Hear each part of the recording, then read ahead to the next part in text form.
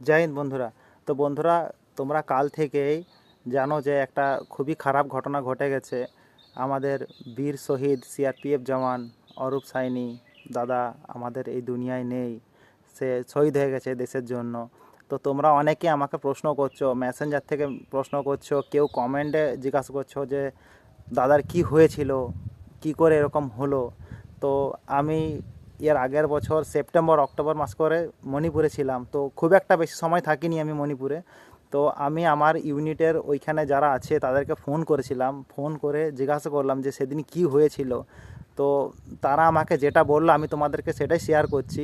তো তোমরা ভিডিওটা স্কিপ না করে দেখো, শোনো যে দাদা কত বড় একজন বীর যোদ্ধা ছিল, তোমাদেরকে আমি সেটাই বলবো। অরূপদা 2004 সালে সিআরপিএফ বাহিনীতে যোগ দেয় দুর্গাপুর অমরাবতী গ্রুপ সেন্টারে। তো দাদার সাথে আমার অনেক কথা হয়, ঠিক আছে। দাদা আমাকে ফোন করতো, ঘন্টার পর ঘন্টা কথা হয়েছে দাদার সাথে। আমার বাড়ি এসছে এর আগে ছুটিতে, জানুয়ারি মাসে দাদার সাথে দেখা আমার বাড়িতে এসেছিলো। দাদার আর 1 বছর মাত্র চাকরি ছিল। তো দাদা বলছে আমার আর 1 বছর চাকরি আছে, তো একটা রোড সাইডে জায়গা দেখার জন্য আমাকে বলছিল, আমার বাড়ি এসেছিলো। তো আমার সেই স্মৃতিগুলো এখনও মনে পড়ছে। দাদার সাথে আমার তো হোয়াটসঅ্যাপে চ্যাট হয়, ফোনও করে ঘন্টার পর ঘন্টা।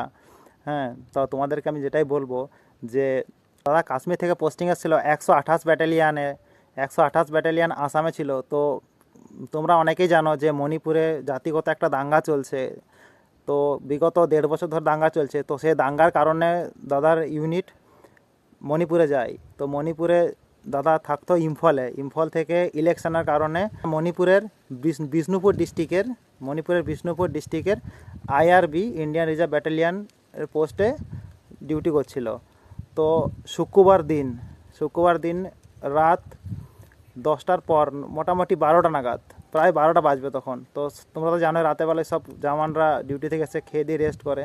তো তো শুক্রবার দিন অরূপদারা 4 জন ক্যাম্পাসের ফ্রন্ট সাইডে ডিউটিতে ছিলেন। তো সেই সময় হঠাৎ করে 12টা নাগাদ, প্রায় 12টা নাগাদ দাদাদের ক্যাম্প অ্যাটাক হয়। তো ক্যাম্প অ্যাটাক হওয়ার পর দাদারা যেহেতু ডিউটি ছিলেন, তো সেক্ষেত্রে ওরা এসে ফার্স্টেই প্রায় 20 থেকে 25 জন আতঙ্কবাদী, সশস্ত্র আতঙ্কবাদী এসে হামলা চালায়।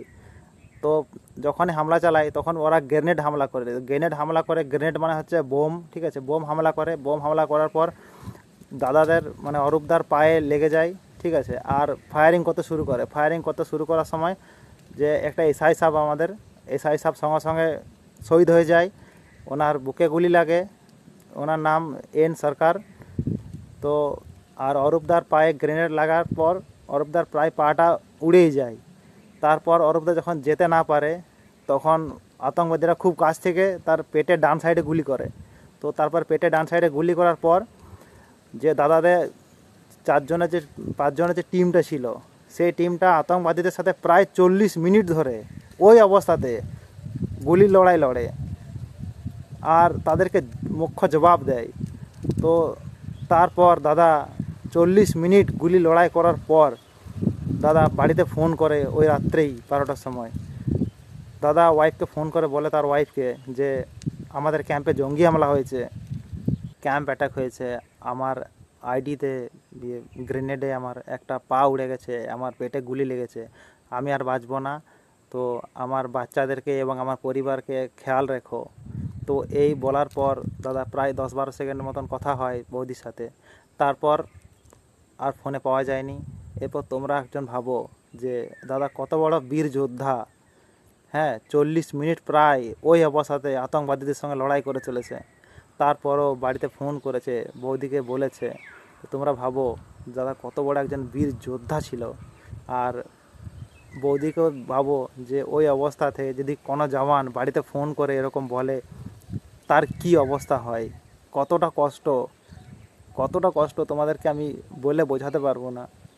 তো তারপর সেদিন শুক্রবার দিন এসআই সাহেব এখানে স্পটেই শহীদ হয়ে যায়।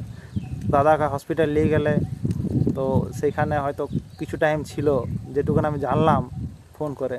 তো তারপরে দাদা বীর গতি প্রাপ্ত হয়ে গেছে, দাদা শহীদ হয়ে গেছে। তারপর ইউনিট থেকে খবর দেয় বাড়িতে। শনিবার দিনে তোমরা তো সবই দেখেছো, শনিবার দিনে দাদার নিথর দেহ বাড়িতে আসে। তো খুবই কষ্ট। তোমরা অনেকে জিজ্ঞাসা করছো। তো দাদার একটি ছেলে একটি মেয়ে। তো দাদা জীবনে অনেক স্ট্রাগল করেছে। দাদা প্রায় বিয়ের 14 বছর পর বাচ্চা হয়েছে, অনেক তপস্যা করে বাচ্চা হয়েছে, অনেক জীবনে স্ট্রাগল করেছে। আর তোমরা অনেকে জিজ্ঞাসা করছো যে তোমার নিজের দাদা, তো আমার নিজের দাদা না, তো আমার নিজের দাদার থেকেও প্রিয়। প্রত্যেকবার বাড়ি এলে যদি আমরা সেম টাইমে ছুটি যেতাম, দাদা আমার বাড়িতে আসতোই আসতো। এবার জানুয়ারি মাসে যখন গিয়েছিলাম, তো তখন দাদার সাথে একটু ঘুরলাম, তারপর আমার বাড়িতে এলো, তারপরে আমার বাড়িতে একটুক্ষণ মাত্র বসলো। আমার ওয়াইফ বললো, দাদা চা বানিয়ে নিয়ে আসছি, চা আপনার জন্যে। তো দাদা বললো আজকে সময় নেই, পরের দিন আবার আসবো। তো আমার আজও সেই সিনটা মনে পড়ছে শুধু বারবার। কি করে জানবো যে এটাই শেষ দেখা, আর দাদা আমার বাড়িতে কোনো দিন আসবে না, সেটা তো বুঝতে পারিনি কখনো। তো আমি ওইখানে উপস্থিত থাকিনি, আমি ওইখানে ছিলাম এর আগের বছর যখন ফার্স্ট মণিপুরে দাঙ্গা শুরু হয় জাতিগত, তখন আমি ছিলাম। তো আমি মোটামুটি আগস্টের আগে চলে এসেছিলাম। তো আমি আমার ইউনিটে ফোন করে ওদের কাছ থেকে যেটুকুন জানলাম আমি তোমাদেরকে ভিডিওতে সেটুকুনি শেয়ার করলাম। তো সে